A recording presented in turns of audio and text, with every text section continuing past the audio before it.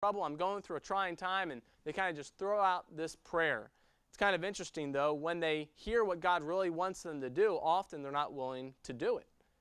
Although we may say we want God to fix the problems in our lives, when you hear or you read or you learn how God would fix it, you don't want to do it.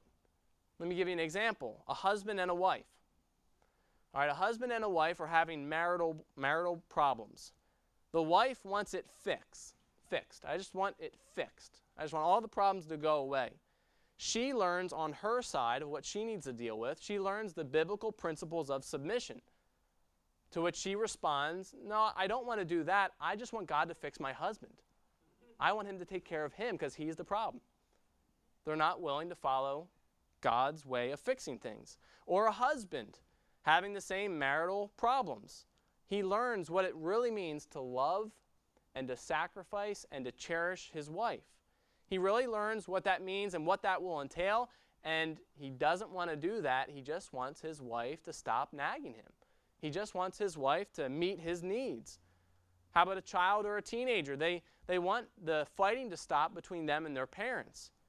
But they learn what he or she, this teen, needs to do to get to that place, and that's just too hard. I just want my parents off my back. That's really all. That's how I want God to fix it.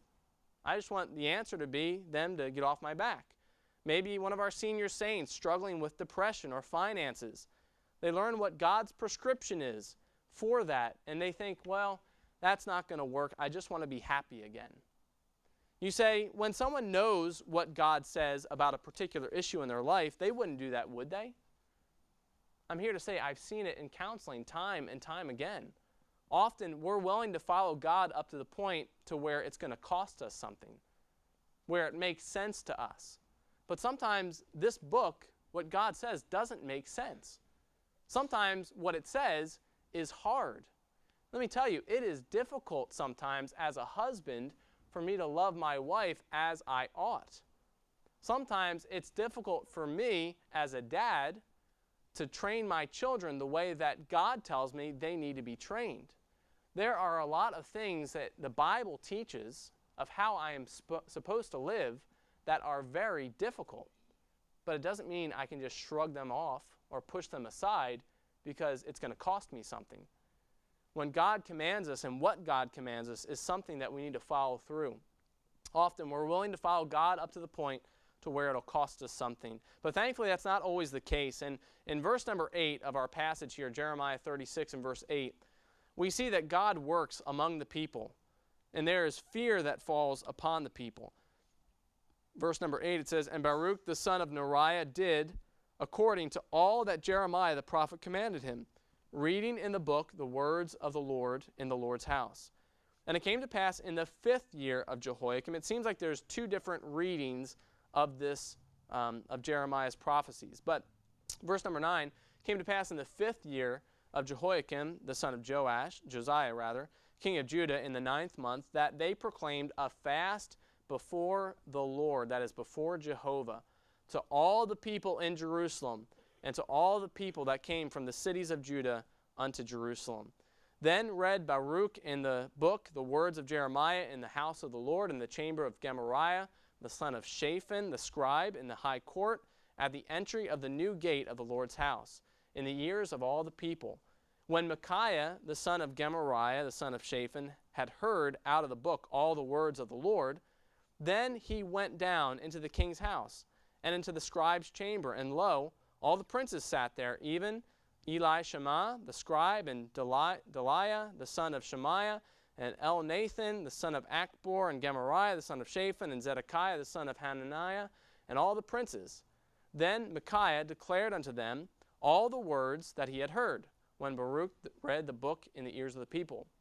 Therefore all the princes sent Jehudi, the son of Nethaniah, the son of Shelemiah, the son of Cushi, unto Baruch, saying, take in thine hand the roll wherein thou hast read in the ears of the people, and come. So Baruch the son of Neriah took the roll in his hand, and came unto them. And they said unto him, sit down now, and read it in our ears. You guys catching everything up to this point? I know you're looking at all the nice names, thinking, how can I fit this into my children's name somehow? We've got, Lord willing, if the Lord gives us some more kids, I'm sure there's a couple winners on this page right here. So we may just do that. But you catching what's happening? Baruch goes in and he's reading the roll. He's reading the prophecy from Jeremiah. And the princes, some of the princes catch wind of this and they hear the prophecy and they say, hey, we want you to read that to all of us, all the leaders. And so now he's taken and he's reading in their ears. You see it says in verse 15, sit down now and read it in our ears. So Baruch read it in their ears. Now when it came to pass, when they had heard all the words, they were afraid both one and another, and said unto Baruch, we will surely tell the king of all these words. And they asked Baruch, saying, tell us now, how didst thou write all these words at his mouth? Then Baruch answered them, he pronounced all these words unto me with his mouth, and I wrote them with ink in the book. All right, so from the appearance of what we have before us, there were two separate readings. The first probably happened in the 4th year of Jehoiakim. They had a great fast on the Day of Atonement, which was in the 7th month. And the second reading was probably in the 5th year. In verse 9, they called a fast. They made up a day for fasting in the 9th month. But notice, after he reads these words, the princes ask him for him to read it again to them.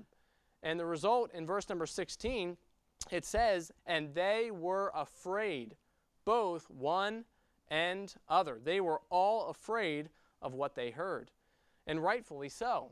If you've taken any time and studied the book of Jeremiah, there are a lot of prophecies of judgment, saying that this is going to come. Judgment is about to come. Judgment is near.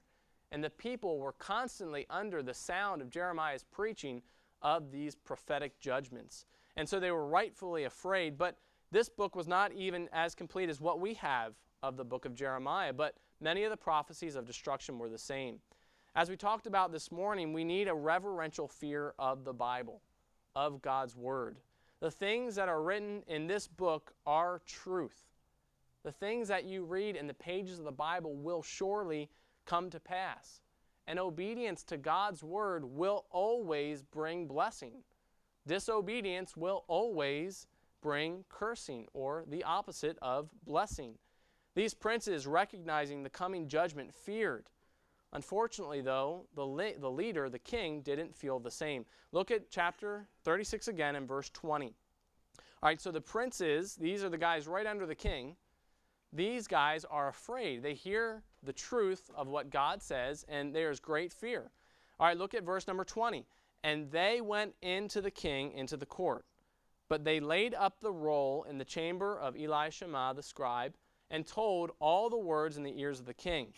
So the king sent Jehudi to fetch the roll, and he took it out of Elishama the scribe's chamber. Okay, so they say, all right, we're going to tell the king all about this, but we're going to hide the scroll in one of the men's chambers, one of their rooms. Jehudi reads it in the ears of the kings, and they say, all right, bring it out. In verse number 21, Jehudi read it in the ears of the king and in the ears of all the princes which stood beside the king. Now the king sat in the winter house in the 9th month, and there was a fire on the hearth burning before him. And it came to pass that when Jehudi had read 3 or 4 leaves, that is, 3 or 4 of the columns, he cut it with the penknife and cast it into the fire that was on the hearth until all the roll was consumed in the fire that was on the hearth.